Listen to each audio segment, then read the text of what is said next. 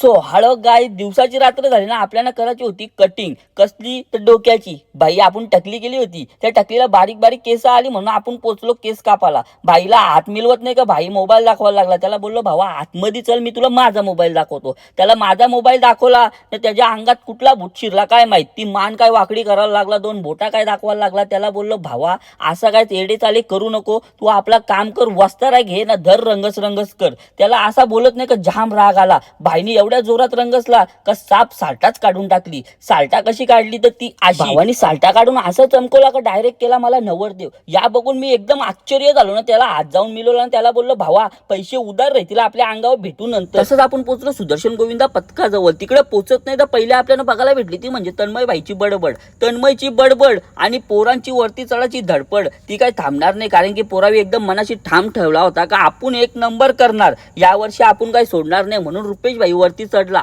रुपेशच्या मागे लगेच राज निघला. राजला ना रुपयाला विचारला, रुपया तुझ्या एवढी ताकद आली कुठून. तर रुपया बोलतो भाई माझ्या मागे बजरंगबलीचा हात आहे ना, मी बजरंगबलीचा जाम मोठा भक्ते, तर माझ्या ताकद तर 100% येणार. तसाच मी लगेच राजला विचारला, राज भावा तुझ्याच वरती एवढी जायची हिंमत आली कुठून. तर राजभाई पण एकदम कडक उत्तर दिला. राजभाई बोलतो जर आपल्याला खांद्यावर घेणारा बजरंगबलीचा भक्त आहे तर घाबरायची काही गोष्टच नाही. राजभाईचा उत्तर ऐकून माझं मन एकदम प्रसन्न झालं ना. मी लगेच आपल्या विशाल भाईकडे फोकस केला.